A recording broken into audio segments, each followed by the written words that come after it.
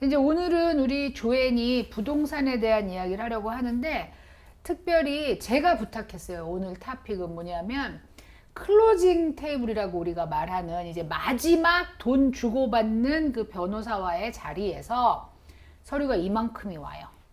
근데 뭐라고 설명을 계속 하지. 이제 변호사가 또 미국 변호사가 이제 붙으면 영어로 뭐라고 사인해라 수십 장을 사인했는데 뭔지 몰라 우리가.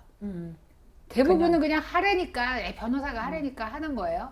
근데 다른 건 몰라도 숫자는 알아야 되잖아. 그렇죠? 그래서 그 클로징 다큐멘트라고 부르는 거에서 특별히 숫자가 나오는 게 뭘 얘기하는지 오늘 한번 들여다보기로 하겠습니다. 조엔 단단히 각오하고 준비했죠? 단단히? 네. 아니 왜냐면 숫자는 잘못 말하면 금방 표가 나잖아. 이런 단단해요. 조엔 시작하기 전에 꼭 말하고 지나가야 돼. 구속 아니고 구독, subscribe 눌러주세요. 이렇게. 감사합니다. 네. 자, 오늘은 클로징 다큐멘트 보는 법. 네. 뭐부터 설명할 거예요? 일단 클로징이 뭔가? 그렇지. 항상 퀘스천이 중요합니다. 잠깐 이제 내가 자꾸 똑똑해진다 그러잖아. 조앤도 이제는 말하는 그 방법, 유튜브에서 말하는 방법도 아주 이제 달라진 것 같아. 시작합니다. 네, 그래서 클로징이 뭔가, 그러니까 한국말로 클로징 하면 처음 들으시는 분들도 많으시고, 한국에서 오시면은 뭐 잔금 치르는 날, 보통 그렇게 이해를 하죠. 네, 한국에서는 뭐 처음에 돈 내고 또 중간에 돈 한 번 내고 그 다음에 또 중간에 한 번 돈 그러니까 내죠. 계약금, 1차 중도금, 2차 중도금, 잔금 이런 그렇지, 식으로 예, 나눠져. 그렇게 하죠. 근데 돈을 그렇게 많이 나눠서 내? 한꺼번에 내는 것보다 난가 봐. 근데 이제 미국은 계약금을 걸어 놓고 마지막에 한 번만 클로징이라는 걸 하는데 이제 그 클로징에 involved된 관련되는 이제 사람들을 이렇게 딱 생각해 보면 첫 번째 집이니까 집을 파시는 분이 있을 수 있고요. 집을 사는 사람 당사자가 있고 자 그러고 나면 이 사는 사람이 당신이 은행에 들어있는 현금으로 집을 사지 않으면 은행의 도움을 받아서 사게 되잖아요. 그러니까 은행이 렌더가 거기에 융자가 들어가게 되고 그러면 우리가 사는 조지아는 클로징을 변호사가 한단 말이에요. 그죠? 그렇죠. 네.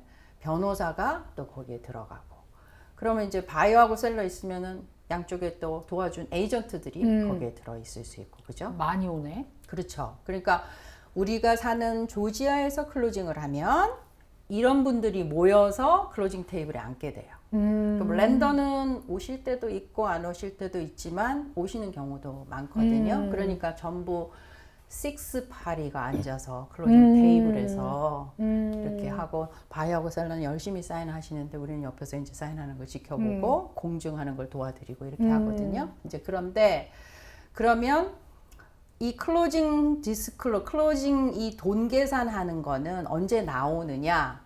바이어의 융자가 다 끝나고 clear to close 렌더가 모든 이 사람의 융자 컨디션이 다 깨끗하게 클리어가 되고 나면 은행은 이제 클로징 서류를 이렇게 만들어서 패키지를 만들어서 이 클로징을 담당할 변호사한테 보내는 거예요. 여기서 잠깐만 이제 우리가 계약금을 걸었어. 그래서 융자가 다 진행돼서 계약되는 순간, 그 이제 클로징하는 순간까지 보편적으로 얼마나 걸린다고? 보편적으로 융자는 한 달 보통 잡아요. 네, 보통 한 달 잡아요. 그러면은 이제 계약하고 나면 4주, 5주 이 정도를 하면 예. 그 집에 이사를 들어간다 이렇게 생각하면 네, 되네. 예. 그래서 이제 클로징 서류가 변호사한테 가면 변호사는 거기에서 이제 돈 요렇게 된 클로징 디스클로저를 준비를 하는 거예요. 바이어 쪽, 셀러 쪽. 그러면 이제 이 안에 들어있는 돈이 바이어가 셀러가 서로 주고받는 돈도 있고, 그죠? 은행에서 차지하는 돈도 있고, 이 바이어한테 융자를 해주면서 차지하는 돈도 있죠. 수수료. 이 바이어는 이 집을 사면서 세금을 내죠. 재산세뿐만 아니라 트랜스퍼 텍스라는 세금을 또 내요. 트랜스퍼 텍스? 네. 옛날에는 이게 셀러가 냈는데 언제부턴가 이게 바이어가 내는 세금으로 바뀌었어요.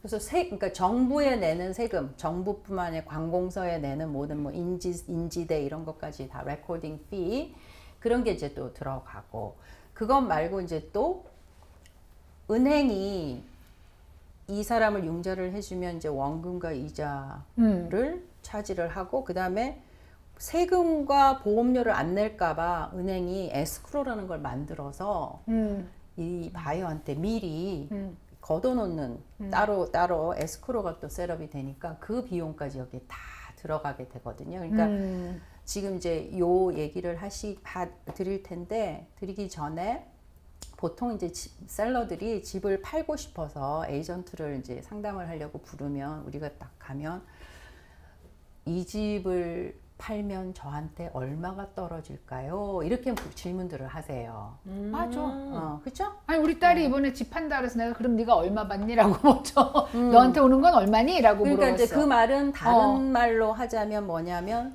셀러가 내야 되는 돈이 뭐가 있습니까? 라는 말로 해석을 하면 되잖아요. 그러면 이제 파는 가격 빼기 셀러가 낼 돈을 계산하면 그 돈이 나오니까. 그리고 셀러가 내야 되는 것 중에 가장 큰 거는 커미션이에요. 부동산 커미션. 그러니까 거의 그거밖에 없다고 생각하시면 돼요, 셀러는. unless 만약에 오퍼가 들어왔는데 바이어가 클로징 코스트를 셀러가 내주세요 해서 이 셀러가 그래요 내줄게요 했으면 그 돈도 이제 빠지는 거지만 그렇지 않다고 하면 그냥 셀러가 내야 될 포션의 가장 큰 거는 부동산 비용이에요. 근데 그것만 냈는데 왜 이렇게 조금 받지? 융자를 걷어가잖아. 은행에서. 그러니까 이제 그 융자 걷어가는 거는 그러니까. 너무나 아비어스한 거고. 그러니까 근데 아비어스한 거가 생각이 안 드는 그래, 거야. 그래서 내가 당신이 책을 빌린 거를 생각을 못 하시고. 그건 생각 안 나고 집값이 이만큼인데 왜 난 요걸 받지? 이렇게.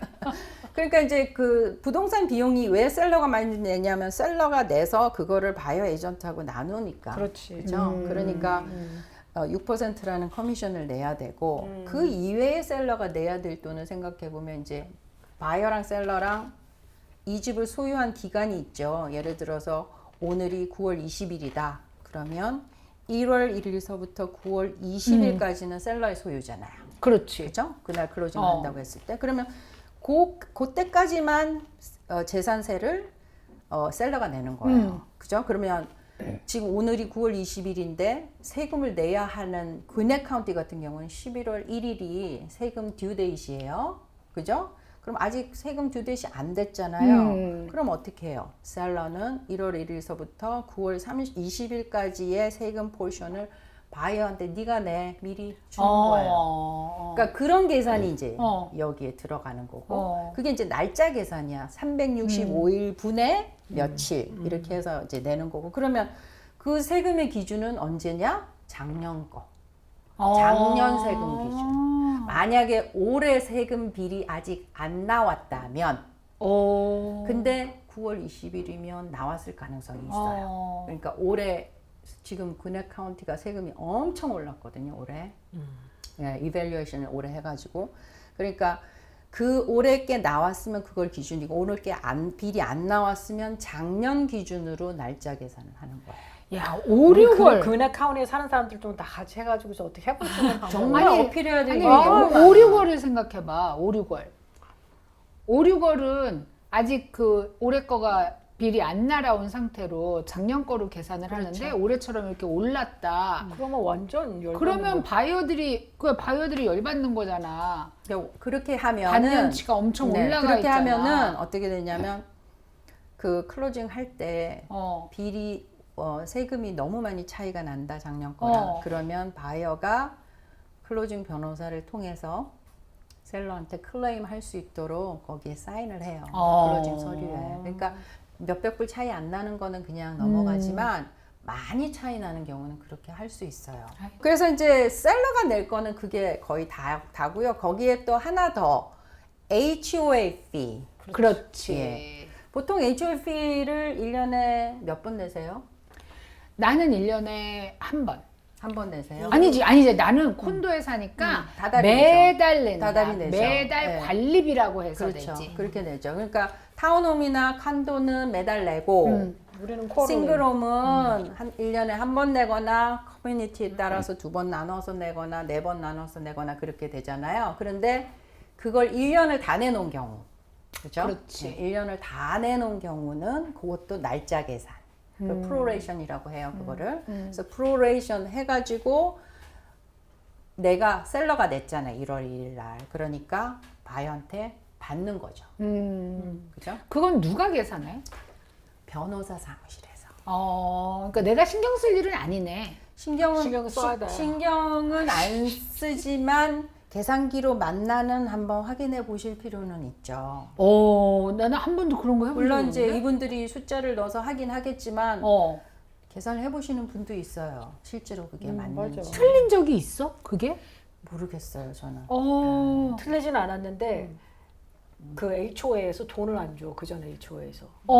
그래가지고서 팔로우업을 하긴 했어야 됐지. 근데 이제 이거는 또 다른 사례인데 제가 이렇게 유튜브에서 손님의 사례를 얘기할 때마다 손님들이 누군지 모르셨으면 좋겠지만 그래도 당사자는 아는 거지. 네, 방송을 위해서 그냥 케이스로 그냥 말씀을 드리자면 어떤 분이 이제 그 아주 좋은 커뮤니티에 골프장 커뮤니티에 사셨는데 이분이 이 집을 렌트를 준 거예요.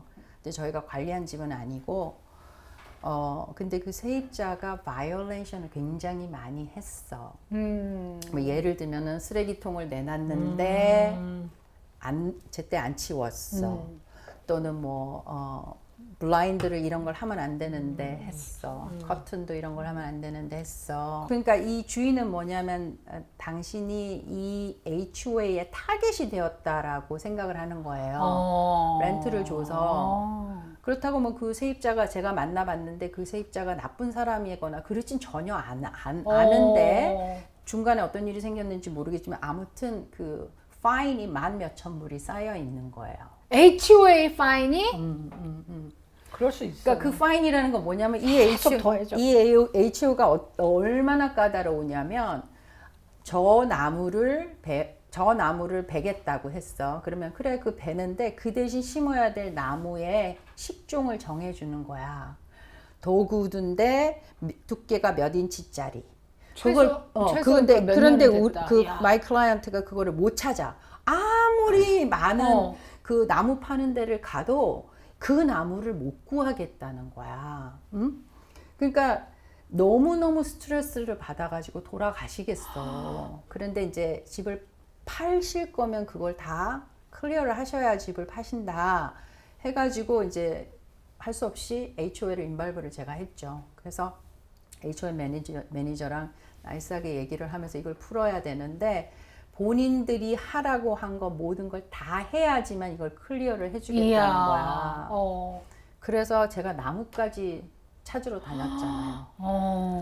그래서 랜드스케이퍼 불러해가지고 다 그대로 심고 사진 다 찍어서 보내고 됐지 해갖고 10몇 개의 요구사항을 다 세리스파이 해주고 클로징을 했는데 그 파인이 이제 그거 같으면 여기 이제 들어가는 거예요. 왜? 클로징 할 때 돈을 받아서 클로징 변호사가 책임지고 받아줘야 클리어런스 레터를 내주겠다는 거지.